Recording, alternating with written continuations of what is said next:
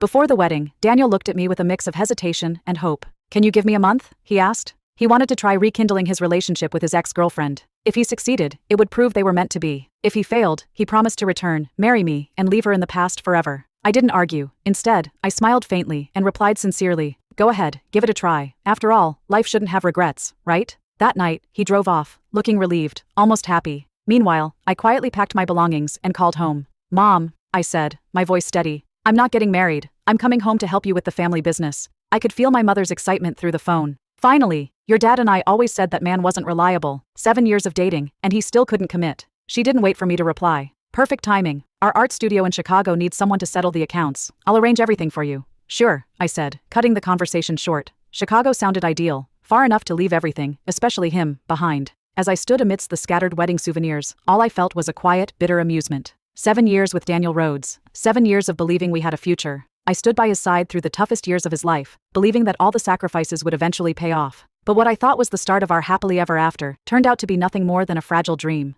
I noticed a message from my mother. "The flight is booked for a week from now. You've been in Washington for so many years. Use this time to say goodbye." I decided to do just that. While Daniel was away, I roamed the city I had called home for so long. I had dinner with friends, revisited old haunts, and slowly said my farewells to Washington. Daniel's calls came like clockwork every day. "Lily, what are you up to? I miss you." "Nothing much," I replied, my voice steady. "Just packing up at home." I told him the truth. He didn't ask any more questions, but he kept calling to share where he was and what he was doing. Daniel mentioned how nervous he was about meeting Abigail after all these years. It struck me as odd. This habit of ours. Over the years, we have grown accustomed to sharing everything. Whenever he traveled for work, it was natural for us to say we missed each other and chat about the day's events. Now, even as he prepared to see Abigail, he still called me to report. Habit, I realized, is a particularly terrible thing. I remained silent for a while. "Are you angry? Why aren't you saying anything?" he asked, his voice tinged with concern. "No," I said softly, the words bitter on my tongue. "I wish you the best." Even I wasn't sure how I managed to say it. Daniel was silent for a moment too. Then, after what felt like forever, he said quietly,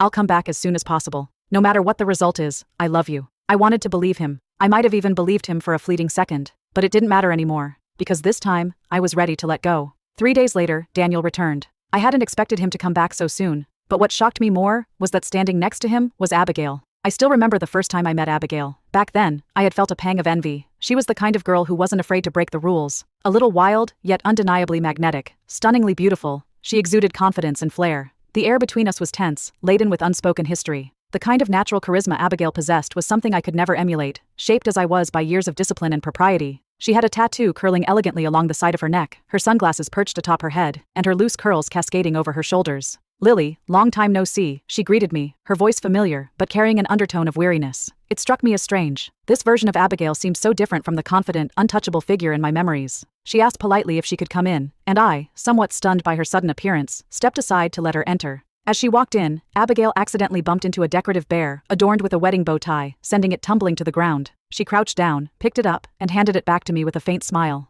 "I forgot to congratulate you," she said. "I wish you and Daniel a happy wedding." Her words were cordial, yet they carried a weight I couldn't quite decipher. I simply nodded in response, unsure of what else to say. Abigail wandered around the living room, her gaze sweeping over the sparse decor. The house was unnervingly empty. Most of my belongings had already been shipped back to my parents' home. All that remained were items belonging to Daniel, or shared mementos I couldn't bear to sort through. Daniel, too, noticed the change. "Lily?" he asked, puzzled. "Why does the house feel so empty?" "I've been organizing and clearing out some things," I said casually, brushing off his concern with a vague excuse. Abigail sat down and removed her sunglasses, revealing bruised eye sockets and faint scars etched across her face. At that moment, I understood why she seemed so different. The unshakable confidence she once had was now dulled, replaced by visible signs of hardship. "As you can see," Abigail began, her voice soft but steady, "I'm not doing well." She explained that her years abroad had not unfolded as she had imagined. The man she referred to as her husband had never intended to marry her. For him, she had merely been a fleeting distraction. She had been trapped abroad, battling severe depression, unable to return. It wasn't until she reached out to Daniel that things began to change. "Thanks to Daniel's help over the years, I never lost myself there," she said quietly. When Daniel heard this, his nerves were palpable. I could tell what was making him anxious. It wasn't just that they hadn't spoken recently. It was that they'd been in contact all along, over the years. "Daniel spends a month with me every year, at the end of the year. Without him, I wouldn't have made it through," she added.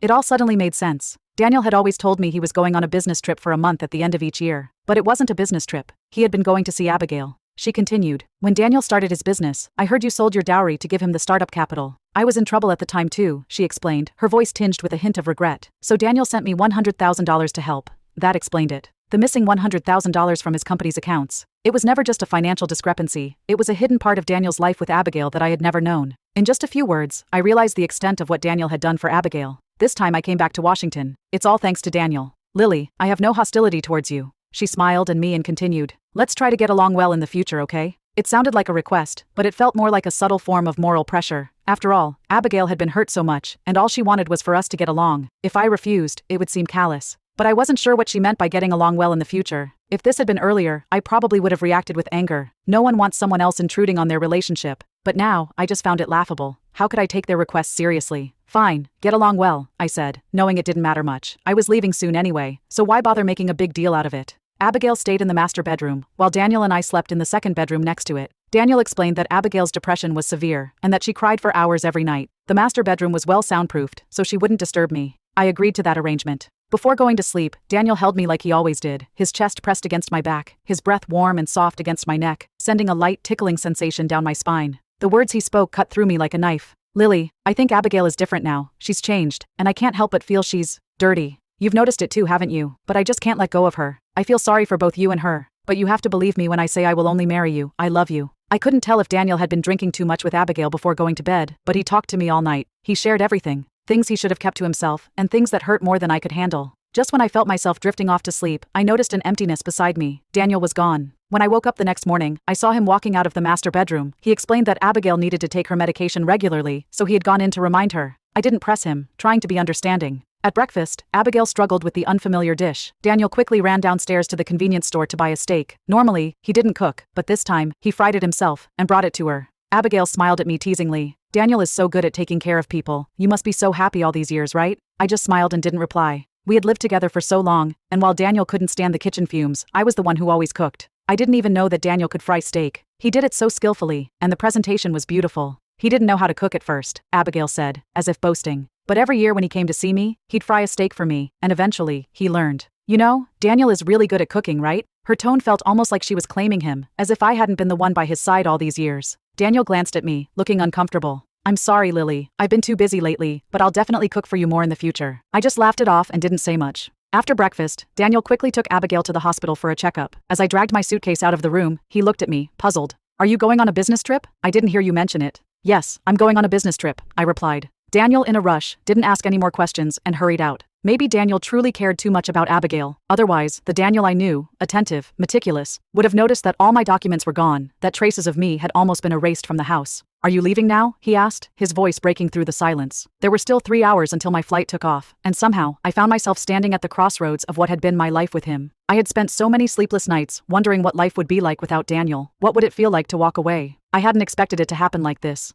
On such an ordinary morning, or so plainly. Yes, I'm leaving now, I said, my voice quiet, but resolute. Daniel was helping Abigail, who had just complained of feeling unwell. He waited by the door, his hand on her arm. When he saw me struggling with the suitcase, he started to step forward to help, but paused, his gaze shifting to Abigail, making it impossible for him to take that step. I'll take you, Daniel offered. No, it's not on the way to the hospital, I replied. I can just take a taxi. Daniel let out a breath of relief, visibly grateful. He turned to help Abigail downstairs, but before he left, I called after him softly. Daniel, goodbye. He walked away quickly, likely not hearing me at all. At the airport, I received the physical examination report for Abigail, sent by Daniel. He told me she was in a terrible condition, not just suffering from severe depression, but also battling a serious infectious disease. Daniel couldn't accept her like this. He was going to give up. Lily, our wedding will be held as scheduled. Have you booked your parents' tickets to come over? I took a screenshot of my flight to Chicago and sent it to him. I've been waiting for you for so many years. I'm tired of waiting. Daniel, let's break up.